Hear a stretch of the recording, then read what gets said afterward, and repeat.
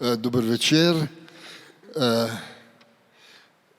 Danes gostimo profesorico Andreo Komlosy, ki je profesorica na Inštitutu za gospodarsko in socialno zgodovino Univerze na Dunaju.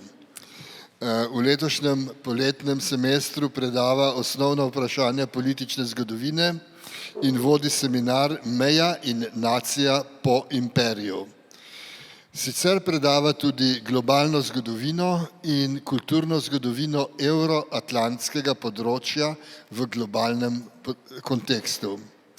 Lani, leta 2021, je izšel zbornik, ki ga je Andrea Komlosy souredila z naslovom Globalne blagovne verige in delovna razmerja. To si zapomnite, ker bo še enkrat prišlo.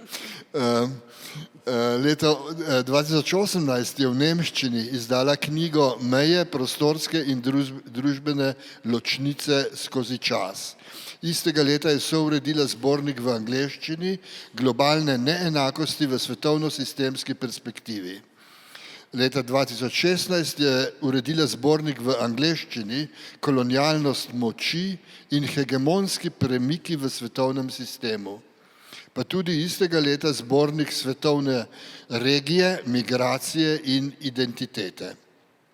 Knjiga Delo, ki jo predstavlja danes, je izšla v nemščini leta 2014, prevedena je v angleščino in v srbščino.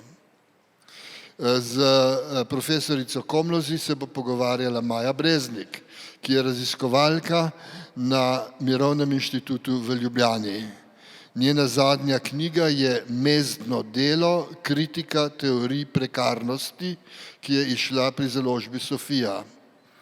Leta 2016 je z Ano Podvršič souredila zbornik Verige globalnega kapitalizma, to smo zdaj drugič slišali, ki je tudi šla pri Sofiji. Za nocojšnjo razpravo je povezano delo Maje Breznik pri raziskovalnih projektih z naslovi Segmentacija nestandardnega zaposlovanja v Sloveniji, medcelinsko sodelovanje pri preučevanju delovnih pogojev in delovnih odnosov v času gospodarske krize in družbenih reform in humanistika in družboslovje na obrobju znanosti ali tehnokratska orodja in pa enakost in človekove pravice v dobi globalnega vladovanja, kot prevajajo na Mirovnem inštitutu governance, domnevam, vladovanje. No, knjiga profesorice Andree Komlosy se uvršča v eno izmed pomembnih razsežnosti založbe CF. To isto področje smo pokrili že z številnimi knjigami, nekatere bi vam rad vsaj omenil. Nedavno je izšla knjiga Beverly Silver Delavska moč, zgodovina delavskega gibanja v sodobnosti, v modernem času. Malo prej je šla knjiga o revolucionarnem delavskem gibanju na področju Jugoslavije, Komunizem v gibanju, zgodovinski pomen jugoslovanskega samoupravljanja. In še predtem je šla, že pred nekaj časa, knjiga Erika Wolfa, Kmečke vojne 20. stoletja. Kmečke vojne 20. stoletja so socialistične revolucije. No, kot kontrapunkt tem izdajam o naprednem delavskem gibanju in socialističnih revolucijah, smo pa izdali tudi knjige, ki opisujejo nasprotno stran, reakcionarno stran, da tako rečem. Naprimer knjiga Nova država za nov svetovni red Carlosa Gonzaleza Vile o mednarodnih razsežnostih osamosvojitve Slovenije. Če pa hočemo vedeti, kam je nova država pripeljala, pa vzamemo v roke knjigo Grozljivka imenovana kapitalizem, Arundhati Roy. in ali pa nedavno izšel zbornik Samira Amina, Sodobni imperializem z sjajno spremno besedo Marka Kržana. Sodobni imperializem deluje zelo pogosto s tem, da države ujame v dolžniško krizo. No in tudi o tem smo mi izdali dve knjigi, ena je Zadnjih 5000 let dolga Davida Greberja in pa knjiga o sodobnem dolgu, tudi slovenskem, Javni dolg, kdo komu dolguje. To je zbornik besedil. Glede grozljivega kapitalizma smo se posvetili tudi Evropski uniji z zbornikom Manifest 20 let slepote. To je manifest neortodoksnih ekonomistov, ki kritizirajo neoliberalno politiko Evropske unije. Svetovni imperializem pogosto deluje na način izvoza demokracije ali izvoza svobode in o tem smo tudi izdali knjigo Izvoz svobode italijanskega pisca Luciana Canfore, ki je sicer klasični filolog in vam pove, kako so izvažali svobodo od Atencev v Peloponeški vojni do Napoleona v evropskih vojnah in do Američanov v Iraku. Vmes pa tudi o Sovjetih, ki so izvažali svobodo na Češko in na Madžarsko. No in glede na to, da se moramo spoprijeti z vsem tem ideološkim sranjem, imamo tudi na zalogi knjigo, ki nam omogoča teoretsko analizo ideoloških mehanizmov in to je knjiga Louisa Althusserja Ideologija in ideološki aparati države. No in da ne bomo preveč pesimistični, bom končal s knjigo Prehod v socializem Ernesta Mandela in Leva Davidoviča Trotskega. To je zdaj kontekst pri naši založbi. Zdaj pa prepuščam besedo panelistkama, avtorici, profesorici Andrei Komlosy in Komlosy? Okay. I was taking this German Z from the Serbian translation. But okay, so Andree Komlosy in Maji Breznik, ki je napisala tudi spremno besedo k tej knjigi. Izvolite. Pa evo, točno me je. I will now start to speak in English. I'm glad to welcome Andrea Komlosy, a colleague whose research interest is focused on Central European region, our native region, and who has a high sensibility for social inequality and regional inequality, and also relations of domination.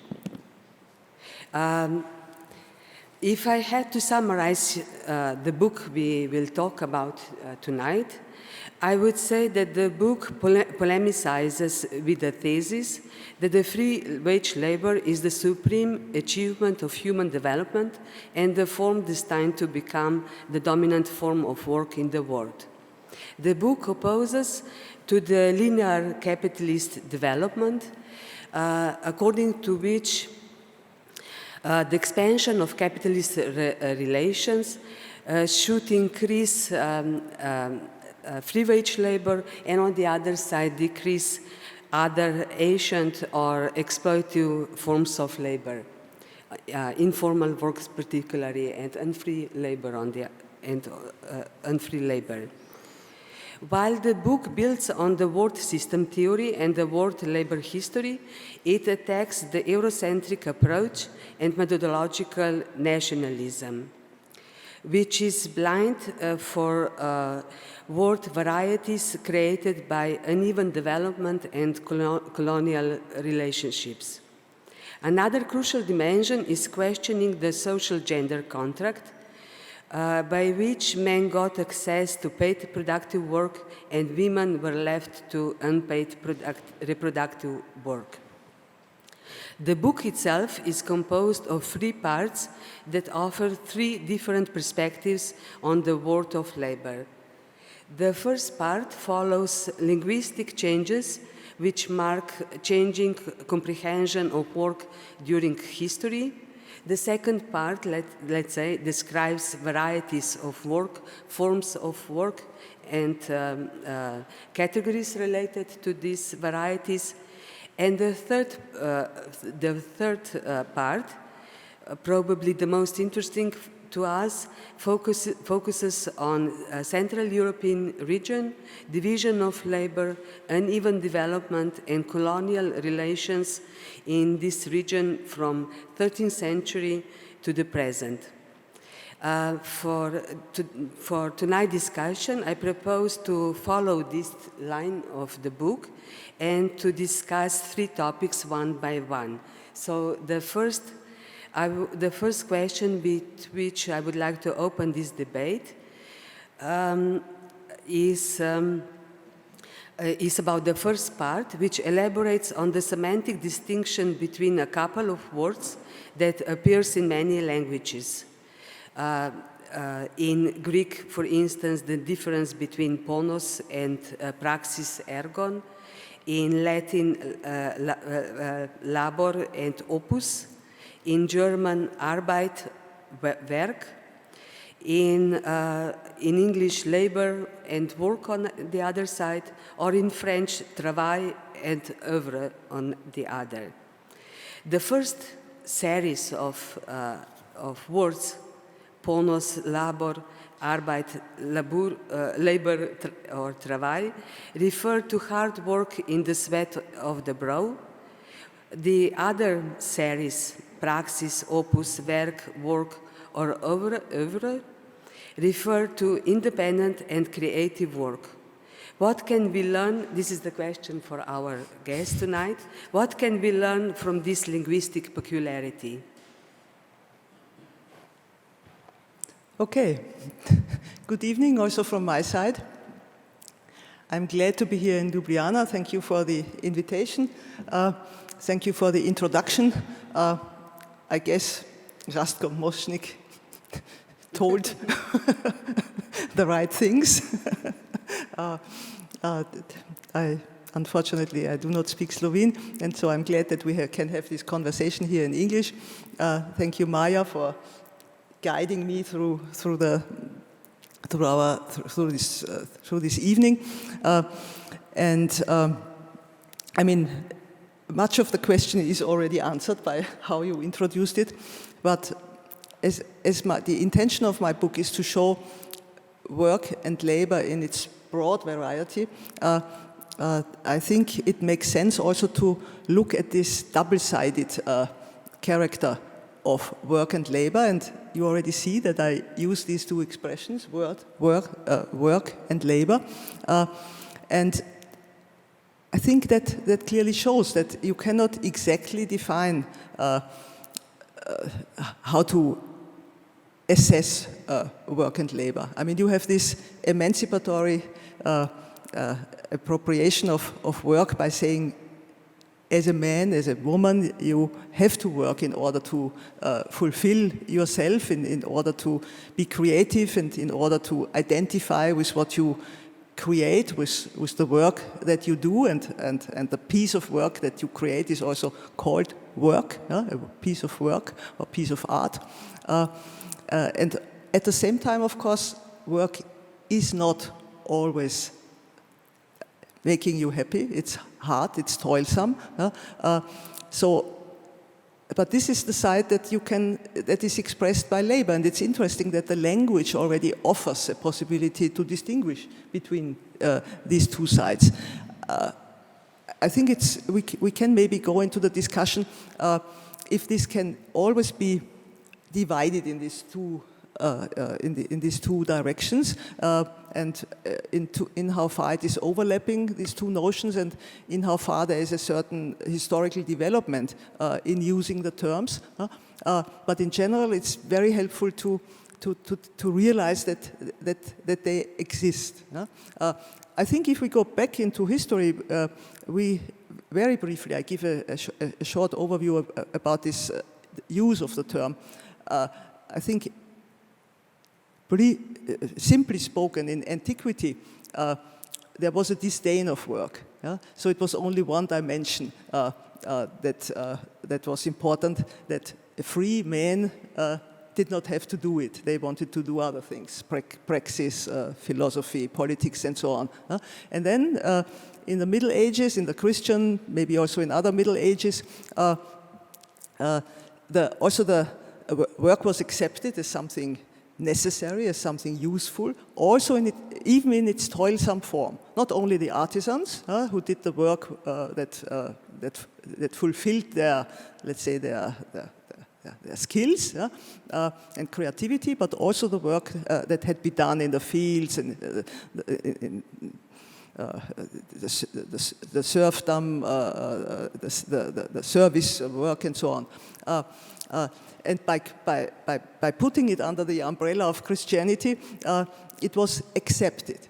So this tension could exist somehow in the society, which was not completely commercialized, and which also allowed people to just to have leisure. It's a complicated term in English, leisure, because it doesn't mean that you do not work, but that you do not concentrate on work only, but also on contemplation and on, of course, contemplation in Christian context means on praying and serving God. And only when let's say mercantilism and capitalism came in the mainly 17th, 18th century, this double-sided aspect of work was abolished again, and it was replaced by a very positive notion of work. Work creates value. The state needs work, and capitalists or the entrepreneurs, they need work, and work is good in any case. If it's creative or if it's toilsome, if it's exploited, if it's fulfilling, that doesn't count. As long as it's effective and creates value. And then, of course, a critique came in by the philosophers of history, but also of the political scientists like Marx and so on, who said, no, it's not so easy. Work has this double side that the Christians already discovered. And I think from that on, we can also develop a critique on the exploitation side of work, on the appropriation of work, and especially of toilsome work. Thank you. I'm really sorry. While I was reading the book, many questions raised to me, and I'm maybe taking advantage or exploiting this debate to get the answers to my own questions, very specialist. I came across one author, Biernatsky, and he showed one very tricky division between work and labor, between two different types of capitalism, two different culture of capitalism. Namely, he compared Germany and England. He took the same industry, textile industry, at the end of the 19th century. And he compared, he was searching for numerous documents, how workers, about the organization of work, and also how workers consider themselves, what they are. And he found out that there were two different, that the British one considered themselves workers, and the German one say themselves that they are Arbeiter. And the difference was that in British system, the capitalist owned only the premises and maybe material and some machines. But workers, they were outsourced. Very similar system to today. So they were not selling their time, but they were selling their products to the capitalist who was buying their products. In Germany, in contrary, where the abolition of the feudalism was relatively late, In the 60s, I think people were still forced to do obliged labor to their former feudal lords. You mean the 1860s? Yeah. So they were used to give their time, not the products of their work. And also the system was that they were, the organization of the first factories was the way that workers were paid for time they spent in the factories. So my question is, how much social, organizational, cultural peculiarities determine distinction and comprehension of work and labor? Yeah. I was referring to this Biernacki because I was hoping that he would give an explanation while in the German language Arbeit prevailed in the common discourse, while in the English language work, so the other side of the coin, became the dominant expression. And you can also see it from the translation of my book. It's Arbeit in German, it's work in English. If we were consequent, we would have to say Arbeit in German corresponds to labor in English. So he is trying to explain it by, let's say, different work and labor conditions in the textile industry. I don't think that this is really convincing. I cannot answer this question definitely. I think you would have to be a linguist and at the same time a historical linguist in order to see how these terms develop and why in a certain language and for certain contexts work is used and for others labor is used. Because it's right, before I wanted to point out this basic distinction between the two aspects of work. But then in the let's say, not only in the colloquial language but also in the scientific language, in the literature, it's not always easy to distinguish along this line. And it's indeed interesting to see that Arbeit prevailed in the German context and work prevailed in the English context. But I wouldn't say. I think this is exaggerated how you let's say make the difference between the English workers who work in the putting out system and therefore sell their product to the merchant or the putting out agent, while the German workers were serfs and first there was the putting out system in Germany there was no Germany at the time in the 18th century when the putting out system was carried out, but this time before the factories were established, the mechanized factories, the industrial mass production took place in form of merchants or manufactories that put out especially the labor-intensive parts of work to the households of the workers who performed it in their own premises. But that is nothing that is reserved to England. And I would say in the German states and also the Austrian lands and so on, this putting out system was even persisting longer than in Great Britain, where the factory system was introduced earlier than in the German and Austrian lands. And on the other hand, I mean, if we look at German and Austrian or German-speaking workers, it would be false just only to have serfs in mind. On the one hand, the serfdom was very moderate. I would not even speak of serfdom. It's a kind of dependent, peasant dependency. Of course, they are not free, but because they depend on a landlord for whom they have to work or to pay taxes, but the rent system was much more developed in the Central European region than labor service or the so-called robot. That was something that was done in Eastern Europe under the system of the second serfdom, but Central Europe and Germany, of course, is Central Europe, did not have this form of serfdom, but it had, let's say, agrarian rent systems, peasant rent systems, and putting out systems that were quite similar to the British one. So I would say it's an interesting question, yeah? But it's this colleague Bernatsky is giving his answer is, to my regard, too much ideological and not taking account of how the work and labor relations were indeed organized in these different national contexts. I will leave further questions for the debate after the event, and I will proceed with the second another question. Some authors stress the emancipatory potential of work against labor, of creative work against the hardworking.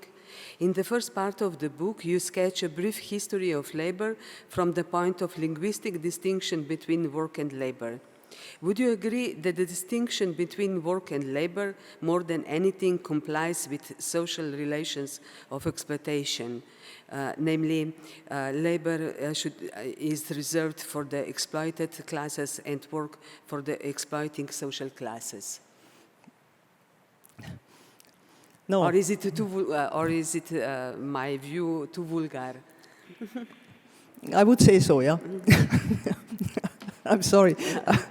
No, I think, I mean, distinguishing between work and labor doesn't necessarily mean that you distinguish between a class position. Yeah?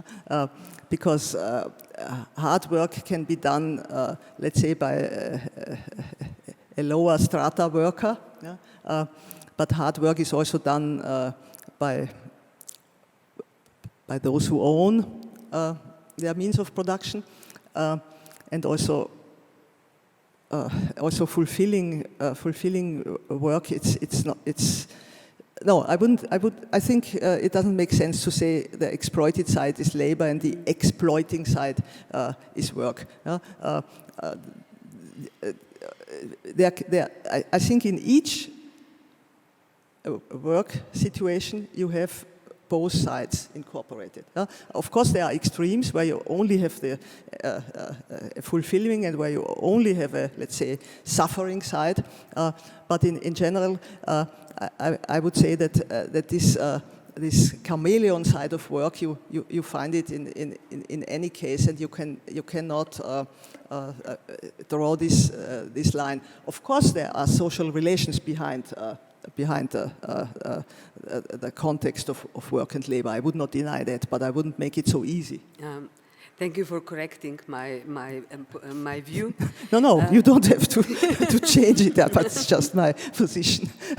No, just it came to my mind the recent ideologies of manual work and creative, mental, intellectual work, and so on, which were a kind of promising of emancipation from the work, but nevertheless they were related to at the end they were related to class oppression and of lower social stratas and what is the language, laborers in opposition to workers. But we will leave this, and I would like to go to the second part of the book, which discusses a variety of existing forms of work besides the free wage labor. Why does this matter?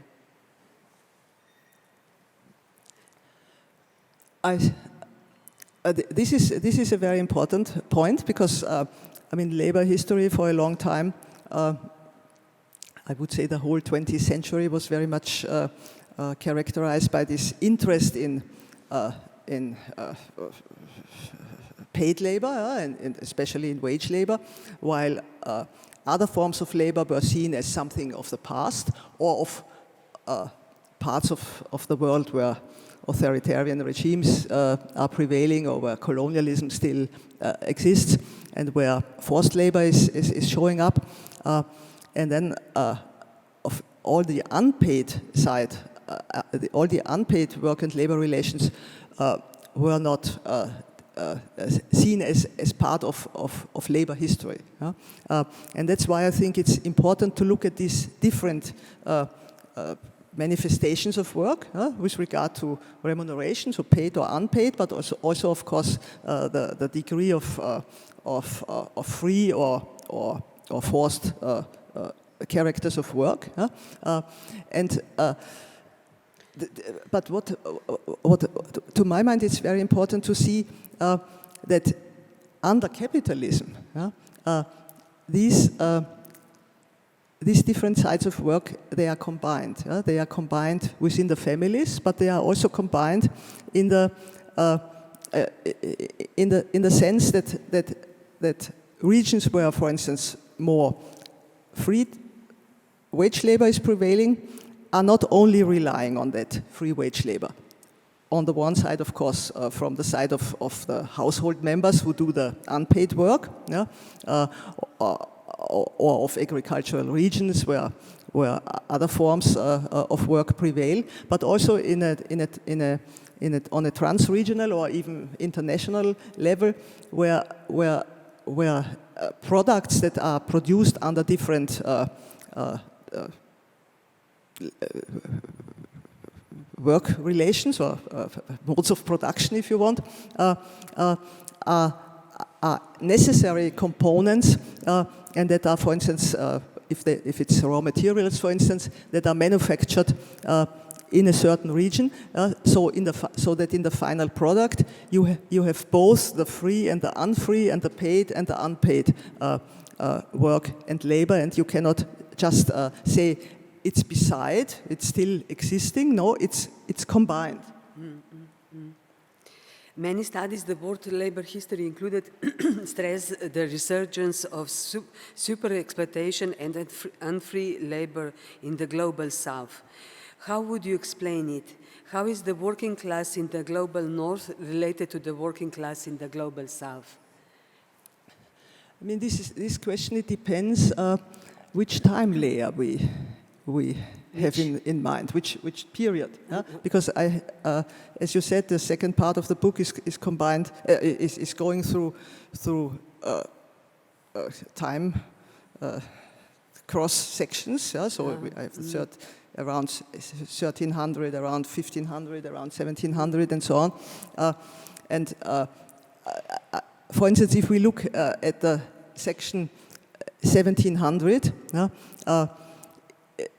we cannot speak of the global south in the sense like we do now. I mean, anyhow, the term global south is a recent term, but of course, you have colonized parts of the world, especially the Americas are part of the colonized world, where people under harsh conditions, forced labor or highly exploited labor is exercised in order to produce the raw materials in the mines, or also on the plantation system, in order to become then to especially Western European states to be manufactured.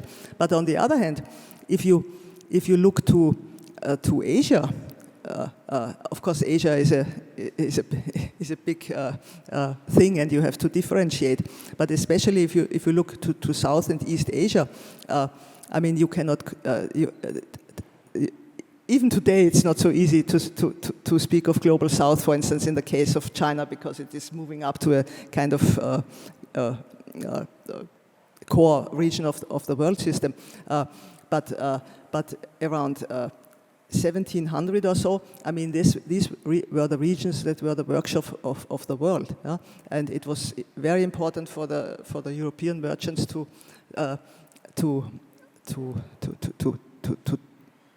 buy and also to put out, let's say, work to those regions where the skills were there to produce the best textiles, the best carpets, the best porcelain, and so on.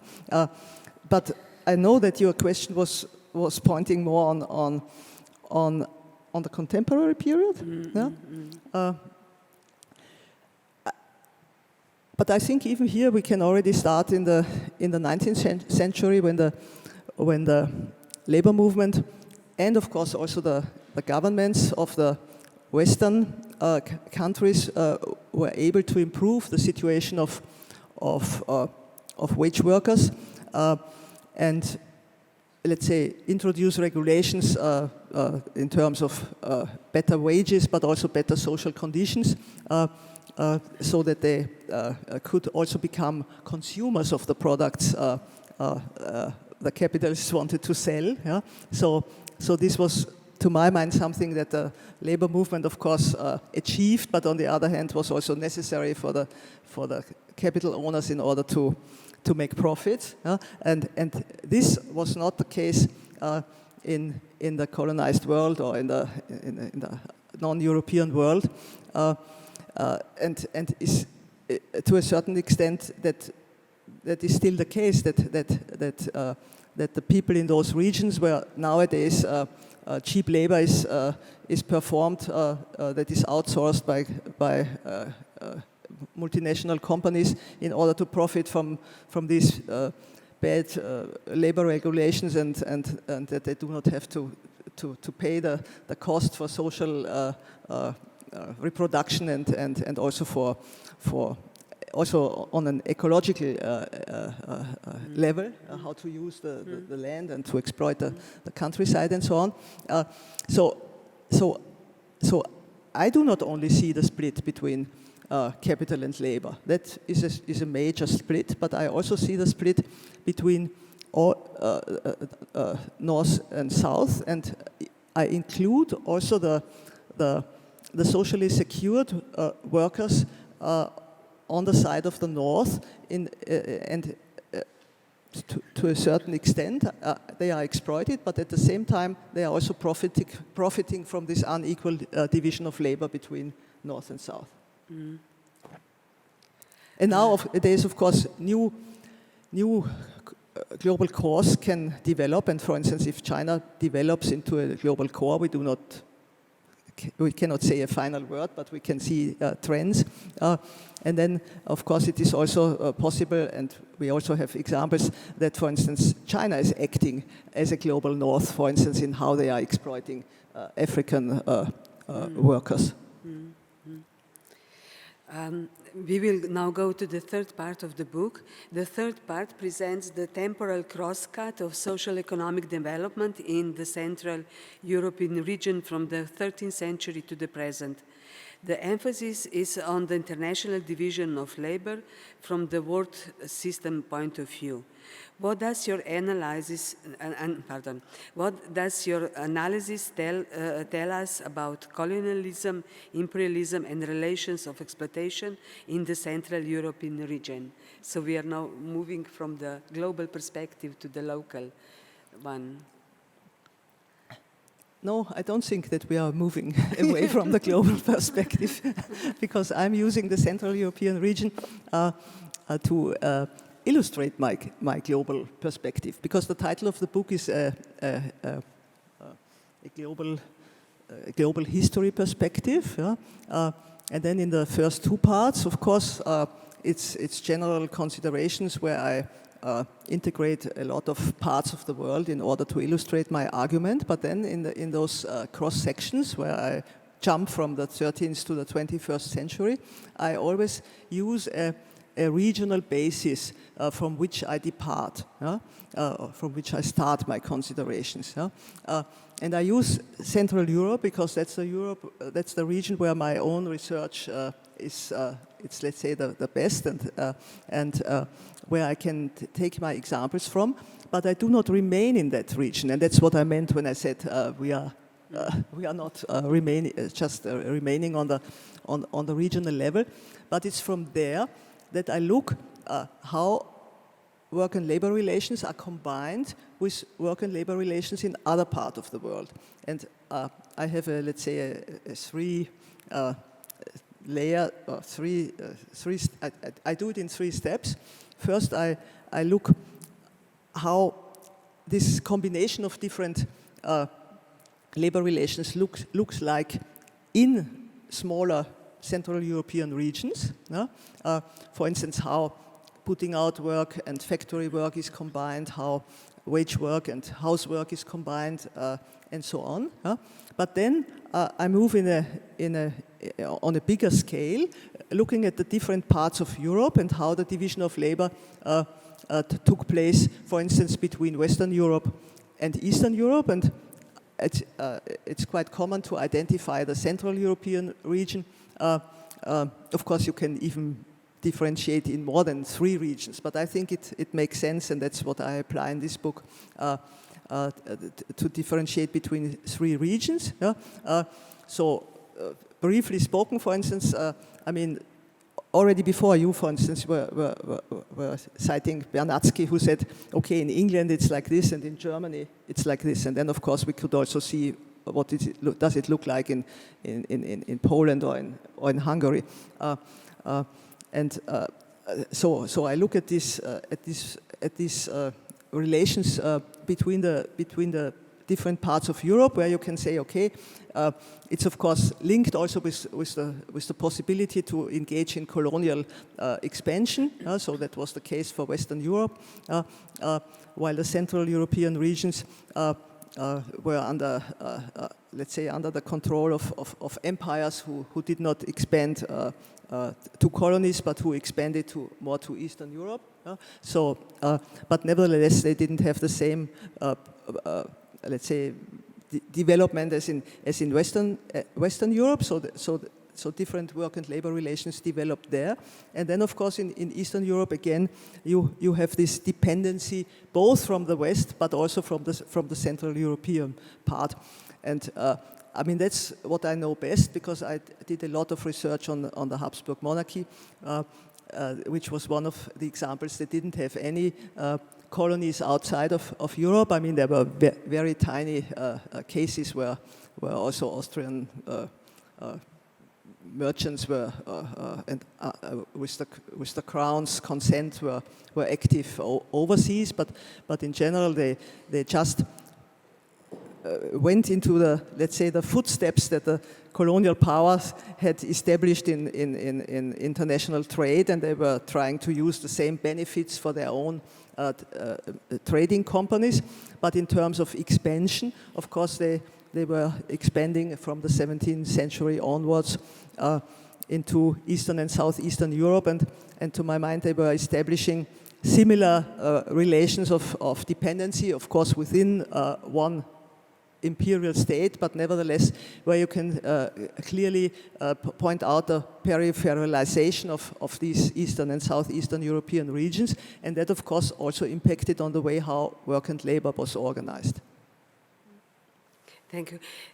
This is my private, this is the question, if there is something like a specific Central European transition to capitalism, and I will try to explain it. Central European transition to capitalism, different from, for instance, from the British one. I will try to explain now. Historical evidences point to a difference in the formation of wage labor in Britain on one side and Germany or Central Europe more widely on the other. The formation of wage labor in England came after a complete disappropriation of means of production on the part of small tenants, farmers. Disappropriated farmers were forced to leave their homes, to sell their labor power to entrepreneurs, capitalists, and finally were totally dependent on wage as their only source of income. This was the situation for England. Due to the late abolition of feudalism in Germany, proletarianized social strata retained small pieces of land. Workers could thus combine the income from wage labor with subsistence farming. As workers had access to small parcels of land and could produce some food for their consumption, the wages could be set below the minimum wage. These circumstances created conditions of super exploitation. Would you agree that due to these circumstances we can speak about the specific Central European transition to capitalism? Provided the circumstances that, conditions are such that enable the super exploitation of proletarianized people, and also enabled to surpass the lack of Germany behind Germany and United States on the other side. I'm not sure if this expression of super exploitation helps us, because then we would have to define what is normal exploitation, and then we could define in which cases is it beyond the normal standard. And I mean, if you describe those English workers that because of this privatization of the land and the capitalist agriculture that was introduced there earlier than in Central Europe, and in Eastern Europe again it was different, and they had to leave the land and had to engage in wage labor relations. I mean, one could call this super exploitation. To my mind, it is super exploitation compared to the situation in which they could live before, where they had an existence as a small peasant or as a small craftsman who always worked with their whole family, but it was also the families who had to leave the land and work under these wage labor conditions. But of course, after a while, it turned out that I mean, this was at a time when there were no factories yet, but it was more craftsmen's workshops, and when production should be raised, then also in England this putting out system developed that people in the countryside who were still living there took over work for merchants or for manufacturing capitalists, and if they lived in the countryside, they also had access to a small plot of land. They could not live on that land alone, but having access to a little garden or so, that also lowered the wage that the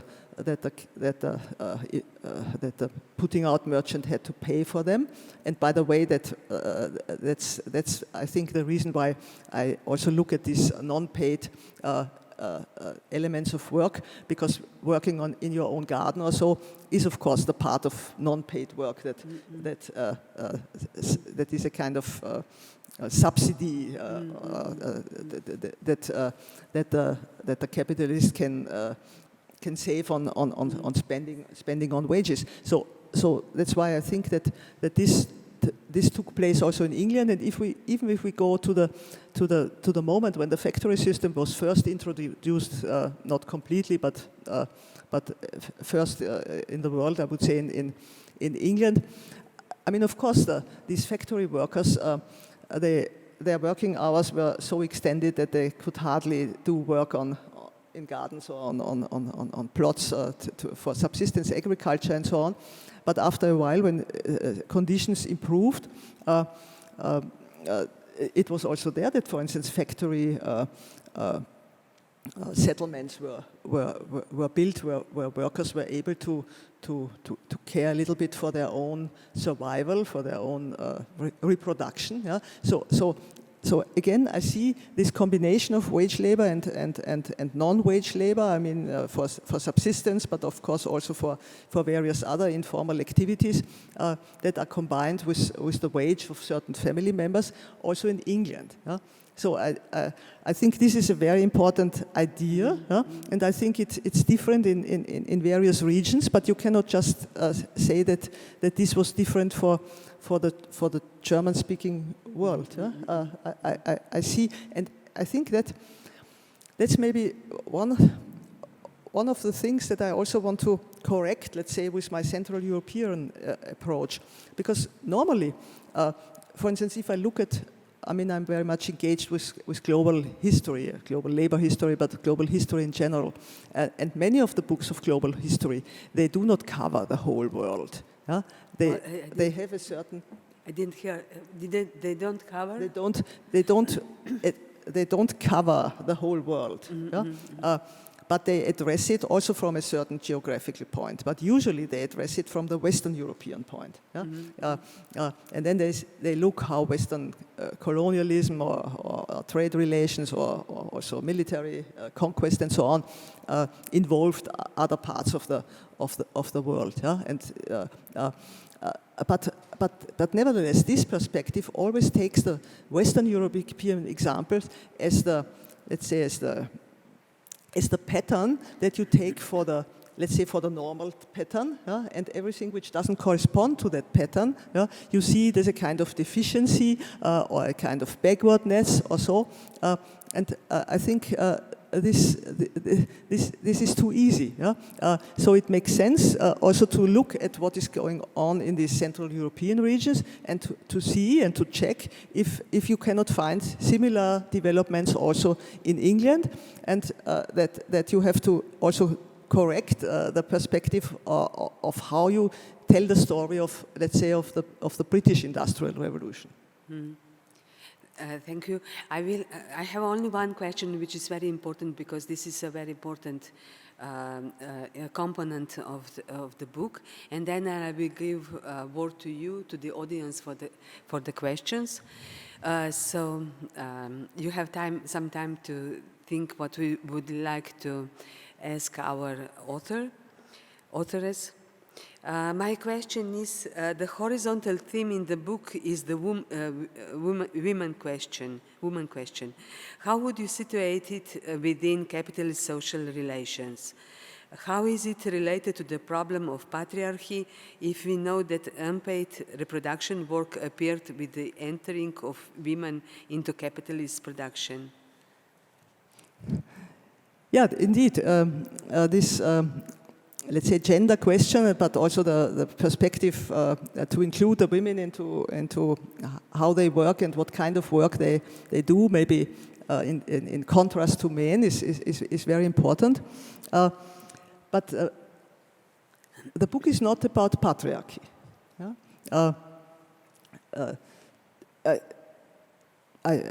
I'm aware that patriarchy is something that is encompassing and including historical periods and contemporary time and also the wage work and labor relations. But in my book, I approach this, let's say, gender question by looking at the household economy. That was the most important type of let's say, of environment or in which people lived for centuries and centuries. In some parts of the world, it's still very important, but at least until the 19th century, the household economy was quite dominant. And that meant that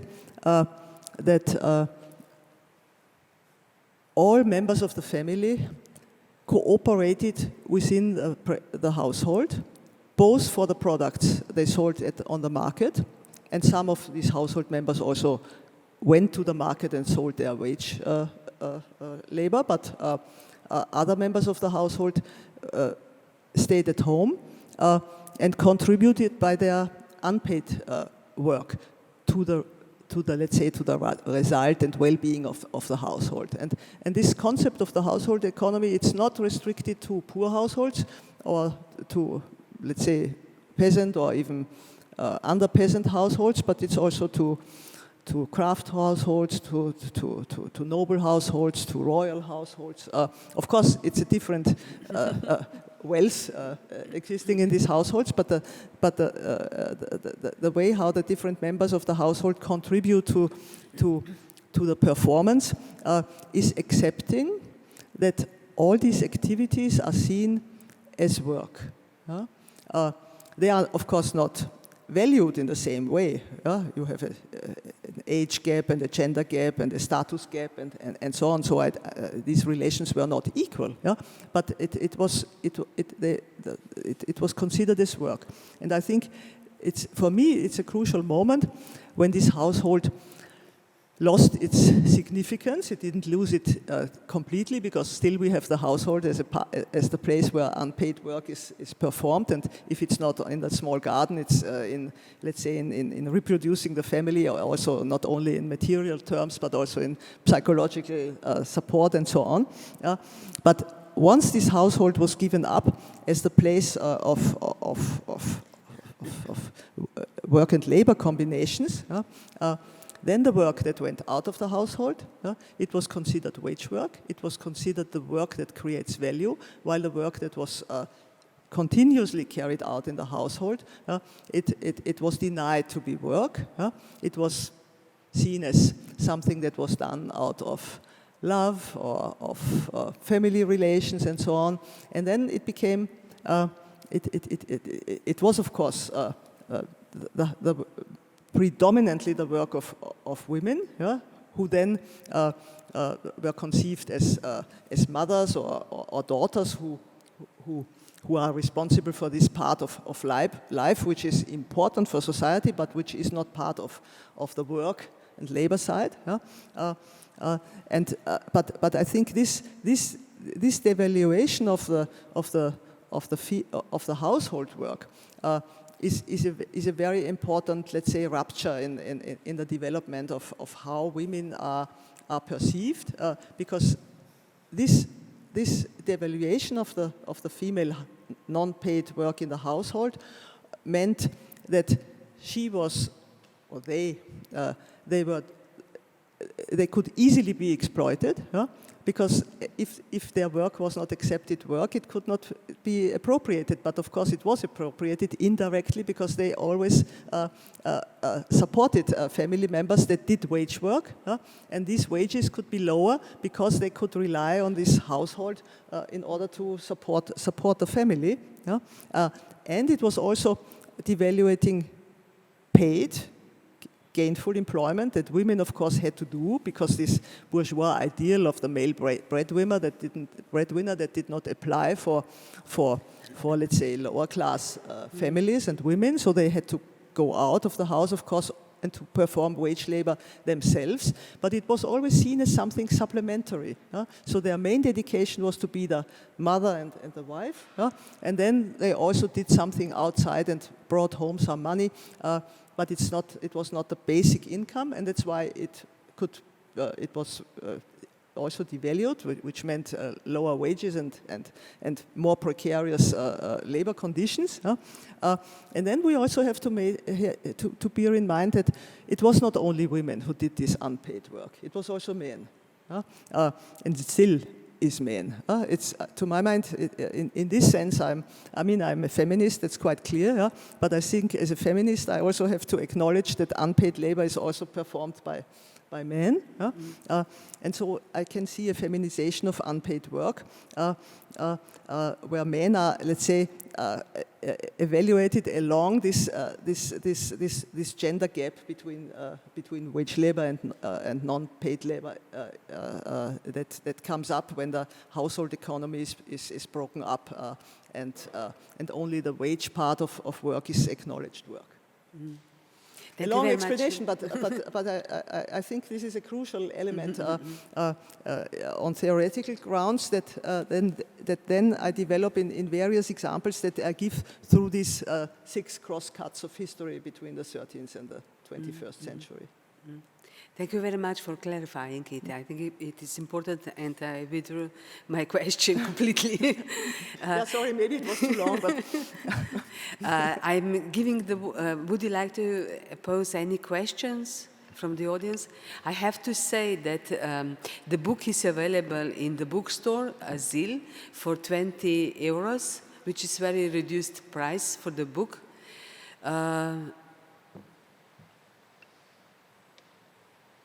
Any question? There is no.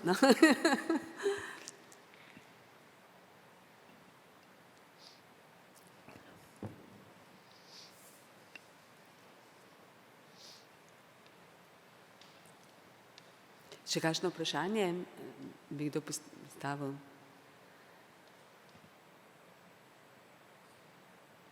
Očitno sem bila jaz izčrpana, pa sem nekaj vprašanj celo spustila. You can also ask in Slovenian and you will translate. Aha, ja. Bi želeli v slovenščini vprašati, pa lahko prevedemo. Ask or contribute from your own experience, I mean, in research, but also in life.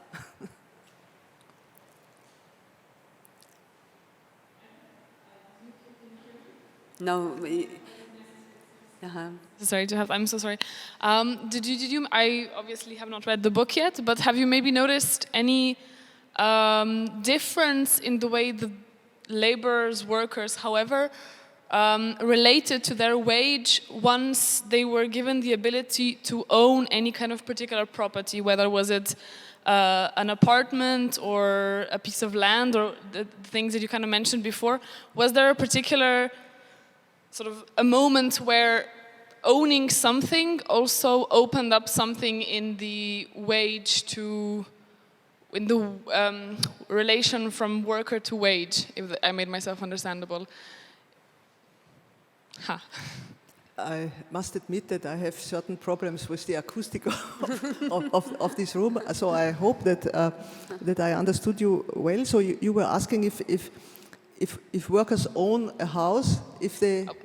In any kind of way, you were mentioning before that there was a like the ability to like maybe own a plot of land where you would produce any food, and just in asking whether there became a point when, for example, workers started to like own apartments or were not depending completely just on selling their work or body or however, whether that changed their relationship to demanding, whether that changed the amount of the wage or the height of I don't know, like the minimum wage in that sense, whether that was any crucial moment in there.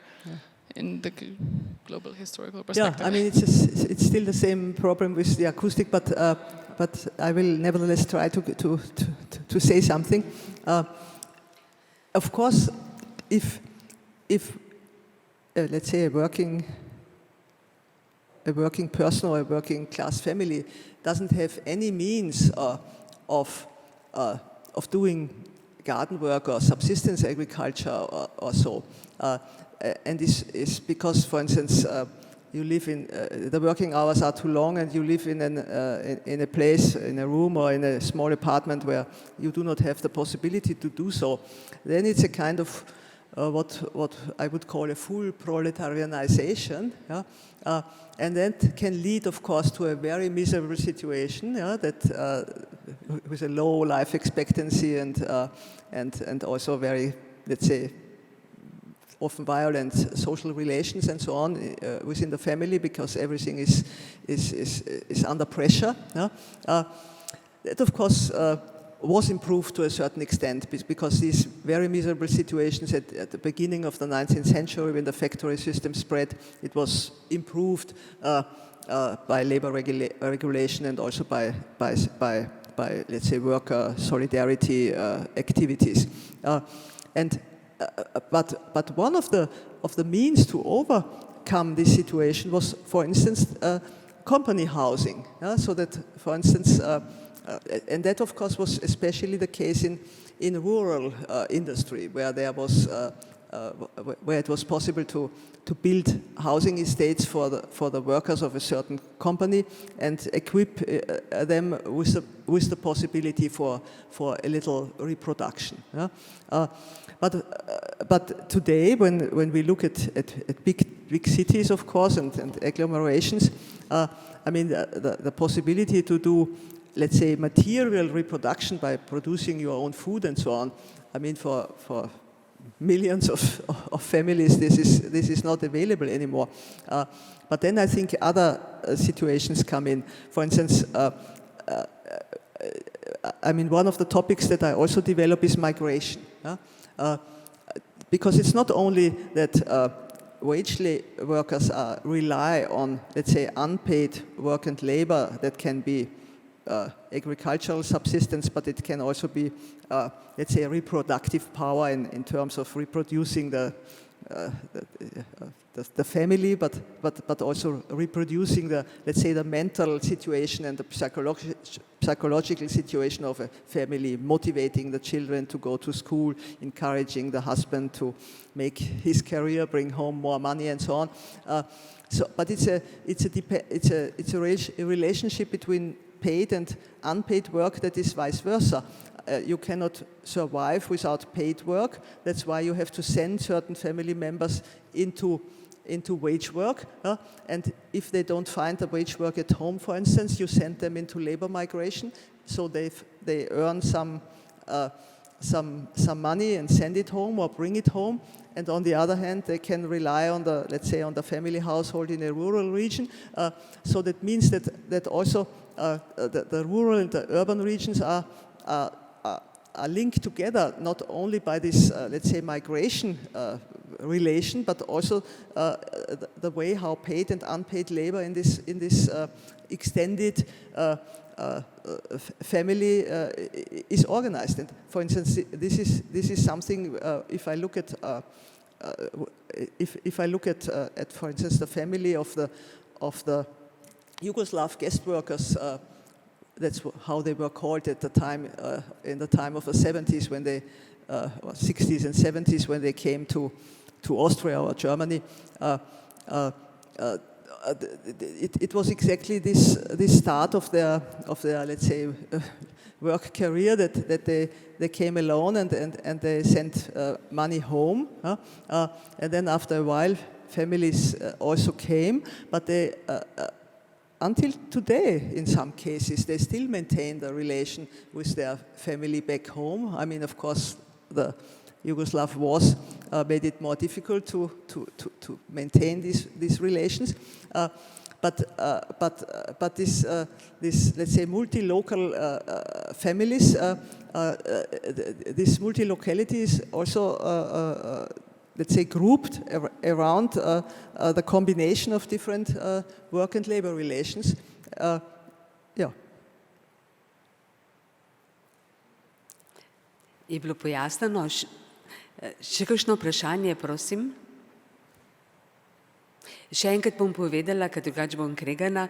Knjiga je v slovenščini, knjiga je na voljo v knjigarni Azil za 20 € danes, tako da jo lahko tam kupite, če so ostala kakšna vprašanja ne razjasnjena na tem pogovoru. Verjamem pa, da jih je veliko. Še kakšno vprašanje, prosim?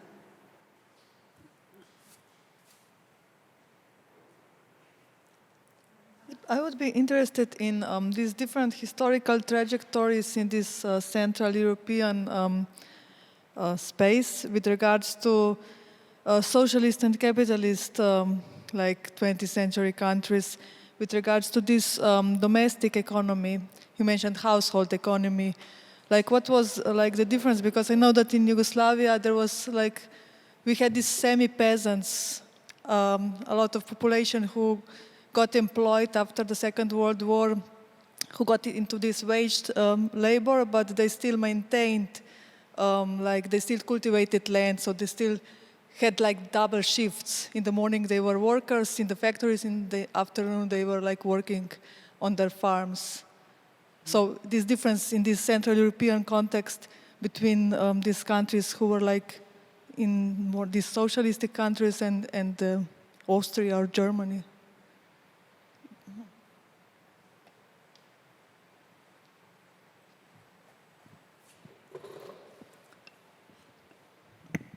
You are now relating to this time of the let's say the guest worker system, the labor migration of the, or yeah, back home, yeah. Okay, I mean back home, of course. I mean, you are too young, but back home you are Morate govoriti v mikrofon, ker tukaj vas nič ne slišimo, jaz vas komaj, da. Zelo razločno poskušajte govoriti, ker je zelo težko razumeti. It's very hard to understand, huh? Yeah, I was not so much interested in these immigrants, like gastarbeiters, but more like this context of domestic economy. like what was the role of this domestic household economy in like socialistic countries and like more capitalistic countries in Central Europe. The rule of semi-proletarians who work part-time or do work in factories, for instance, or do paid jobs, and in the afternoon in the farm. Yeah, I mean, we have actually a very similar situation, or we had a very similar situation in Austria. I come because if you go into poorer rural regions with small agriculture, it's quite common that the agriculture is maintained. It cannot feed the family anymore, but nevertheless it's carried on. It's even intensified in terms that you specialize maybe on a special cash crop or animal for the market.